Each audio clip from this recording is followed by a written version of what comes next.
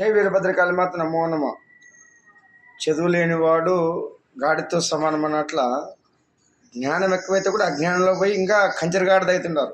ఎందుకంటే జ్ఞానం అనేది మన చదువు, మనం ఎలా స్కిల్స్ డెవలప్మెంట్ చేసుకోవాలి, ఉద్యోగము, లేదంటే కుల వృత్తులు, ఇటువంటివన్నీ చేసుకుంటూ పోతేనే సమాజం ముందుకు పోతుంటుంది, అన్ని వ్యవస్థలు ముందుకు కదులుతుంటాయి. అంతేగాని చదివిన వాళ్ళందరికీ ఉద్యోగాలు కావాలి, అందరు కుర్చీలో కూర్చొని చేయాలంటే వృధా కాదు. పూర్వజన సుకృతం వల్ల పుణ్యఫలాలు బట్టి పదవులు కానీ, తర్వాత వాళ్ళు ఐపీఎస్ ఐఏఎస్లు ఇవన్నీ ప్రమోషన్లు ఉంటాయి భగవంతుడు ఇచ్చేది.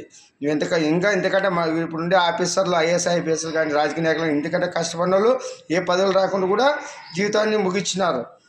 ఎందుకంటే శివుడాజ్ఞ లేనిదే చీమనా గుట్టదు. ఇంకోటి బాగా ఆలోచించండి మీరు, ఏది ఎక్కువ అతిగా ఇది చేయొద్దండి. అతి జ్ఞానంతో ఇప్పుడు యువకులు ఎట్లా తయారవుతున్నారు, అసలు డ్రగ్స్కి, తాగడికి, బానిసకి ఎట్లా తయారవుతున్నారు. ఒకప్పుడు మన తాత ముత్తాతలు మనల్ని హెచ్చరిస్తుండ్రి, చదువుతో పాటు కొంచెం కుల వృత్తి కూడా నేర్పిస్తుండ్రి.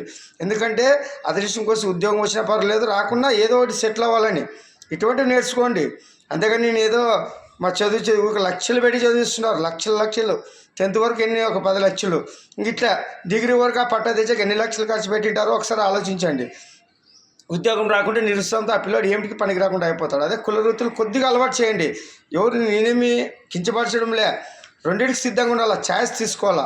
ఉద్యోగం వస్తే అదృష్టము, రాకుండా నిరుత్సాహపడకుండా ఏదో ఒక దారిలో బతుకున్నాడు. ఇప్పుడు ఈరోజు సమాజం అంతా నడుస్తుంది ఎన్నో రకాల కుల వృత్తులతోన, వ్యవస్థల నుంచి మనం బతుకుతున్నాం. తెలుసుకోవాలా. అందరూ ఉద్యోగాలు కావాలంటే చరిత్ర నెడదు. ఇప్పుడు రాజకీయ నాయకులు ఉంటారు, 5 కోట్ల మంది, ఆంధ్రప్రదేశ్కి ఒక ముఖ్యమంత్రి, మంత్రులు ఎంతమంది ఉంటారు. ఈరోజు 150 కోట్ల దగ్గర దానికి భారత క్రికెట్ టీం 11 మందే, ప్రధానమంత్రి ఒక్కడే. మరి ఇవన్నీ ఎట్లా? పూర్వజన సుకృతం వల్ల అవుతున్నారు. అందరికీ రాదు రాజయోగం. ఇది తెలుసుకోండి. ఊకే మీరు గాల్లో మేడలు కట్టద్దండి. అన్నిటికీ సిద్ధంగా ఉండి ఛాయిస్ తీసుకొని చేసుకోండి. చదువు అనేది జ్ఞానం కోసము, అంతేగాని ఇంకా చదివే జీవితం అనుకుంటా చదువు లేకుండా నిరుత్సాహంతో ఆత్మహత్యలు చేసుకోవడము, ఇంకా చదువు లేకుండా ఇట్లా చెడు అలవాట్లకు అలవాటై బానిసై నాకు ఈ సమాజం ఏమి ఇచ్చేది క్వశ్చన్లు కాదు.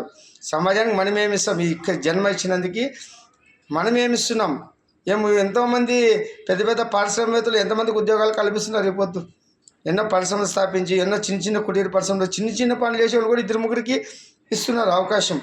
ఒక హోటల్ పెట్టుకున్నా నేను దాని నుంచి ఎంతమంది బతుకుతారో తెలుసు. ఒక టీ మాస్టరు, సప్లయర్స్, ఇట్లా రకరకాలుగా అన్నీ ఇది చేయాలని కాదు.